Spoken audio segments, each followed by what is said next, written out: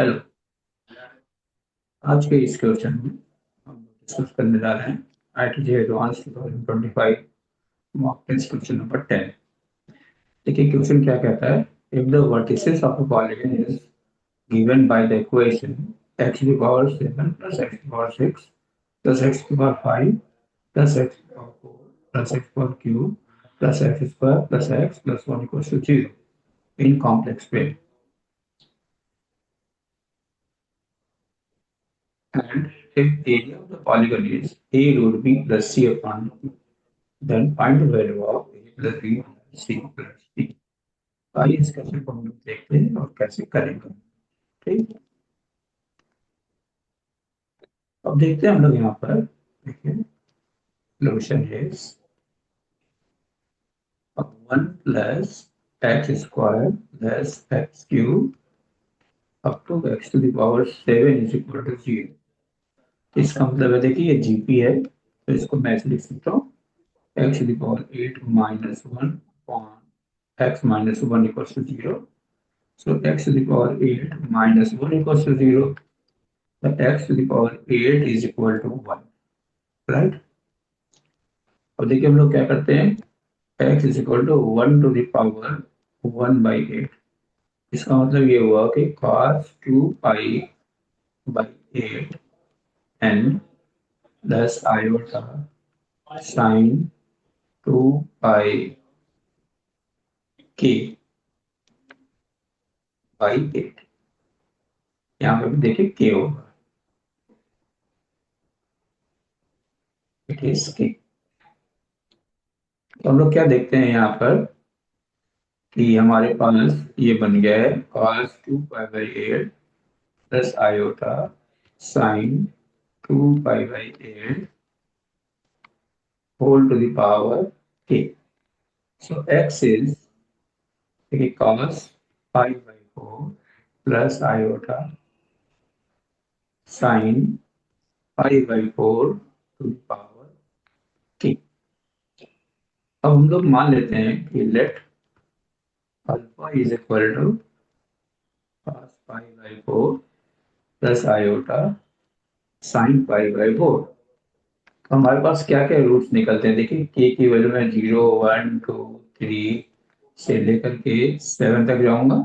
तो हमारे पास एक रूट आएगा 1 alpha, alpha square alpha two power 3 और ये अल्फा टू पावर 7 है।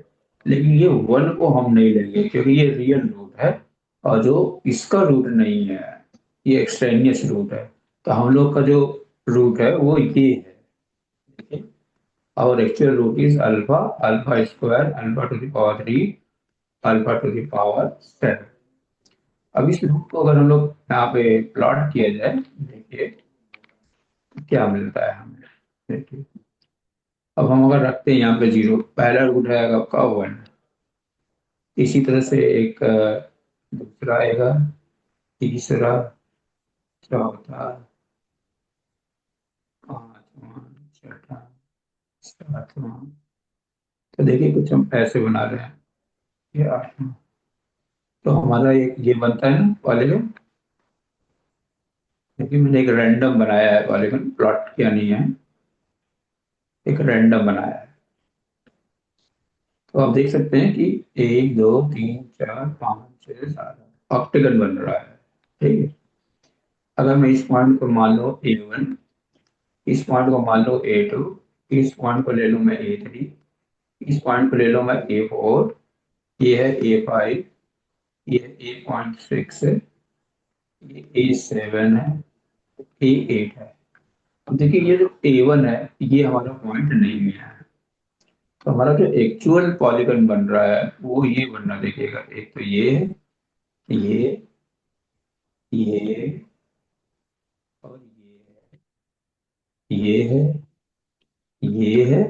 बस क्योंकि A1 हमारा रूट नहीं है तो हमारा पॉलीगन ये रेड वाला बना है। ये A1 हमारा रूट नहीं है, क्यों? क्योंकि ये हमारा 7 तक था ना,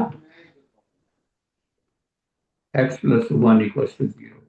तो इसके जो रूट्स हैं वो A2 से लेकर के A8 तक के हैं, यानी कि मुझे इसका एरिया चाहिए। इसका मतलब ये हुआ कि अगर मैं ये ले लूं और ये ले लूं, ठीक है, तो मैं बाकी का एरिया निकाल दूं, देखो, मैं बाकी का एरिया निकाल दूं और प्लस ये एरिया निकाल लूं, तो इसका एरिया मान लीजिए हमारा 1, 2, 3, 4, 5, 6, तो ये 6 पार्ट का तो एरिया हमारा सेम होगा और प्लस इसका एरिया हमें चाहिए। तो हमने क्या किया, पहले मैं 1 बाई 1 का निकाल लूंगा। तो आप देख सकते हैं कि जो हमारे पास ये दिखाई दे रहा है, जैसे हमने ले लिया इसको, ये डिस्टेंस भी 1 होगा, ये भी डिस्टेंस होगा, क्योंकि मॉडुलस ऑफ अल्फा भी 1 है, मॉडुलस ऑफ अल्फा स्क्वायर भी 1 है। अब इसका जो एंगल होगा देखिएगा, ये एंगल ये पाई/8 होगा ना, इसका जो एंगल होगा वो कितना होता है देखिए, 2 पाई/8, ठीक है ना। तो इसका मतलब ये एंगल होने जा रहा है पाई/4, ठीक है।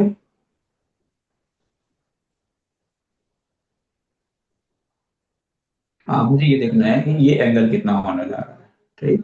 तो हमने क्या देखा यहाँ पर कि A2 जो होने जा रहा था वो हमारे पास है, देखिएगा, A2 का मतलब है अल्फा, अल्फा का मतलब है यहाँ पे देखिएगा cos पाई/4 प्लस आयोटा साइन पाई/4, ठीक है।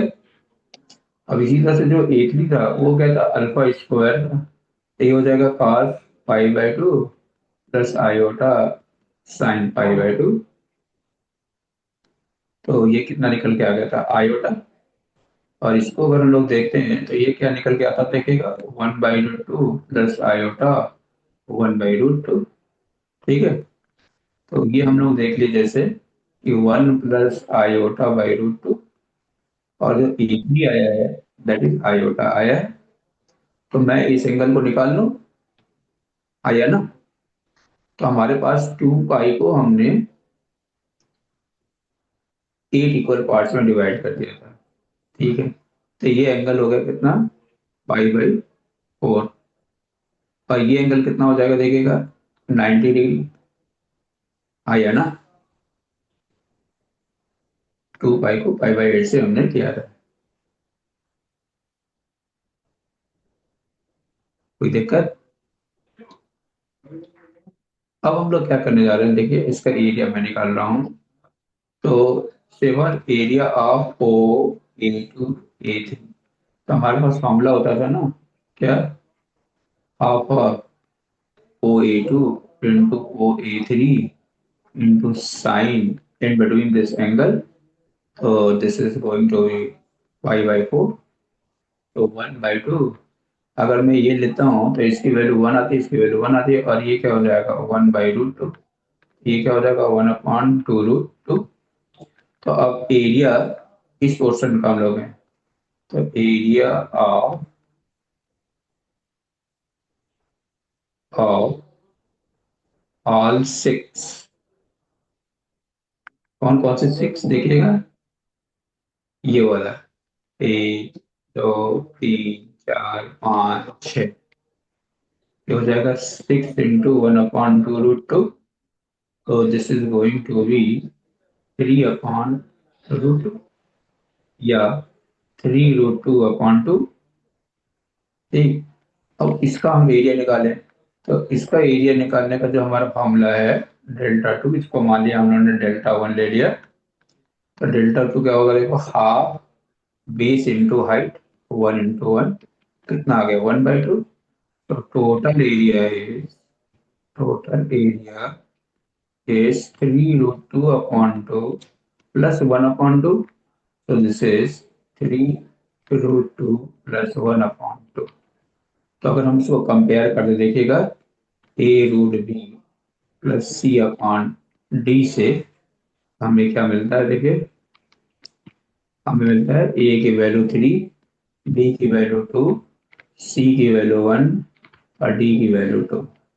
तो A plus B plus C plus D is 3 + 2 + 1 + 2, this is equal to 8। तो ये चीज यहाँ पे समझना है कि जनरली हम लोग क्या करते हैं, इसको ऑक्टेगन मान लेते हैं, लेकिन यहाँ पे चूंकि 7 तक ही है, इसके 7 रूट्स ही आएंगे। और कौन सा रूट नहीं आएगा, ये 1 वाला रूट नहीं आएगा। तो ये हमें समझने की जरूरत है। तो अगर आपको कुछ समझने में कोई दिक्कत आ रही है तो आप मुझे कुछ बता सकते हैं, मैं आपको अलग से वीडियो बना कर दूंगा। तो इस वीडियो में बस इतना ही। Thank you.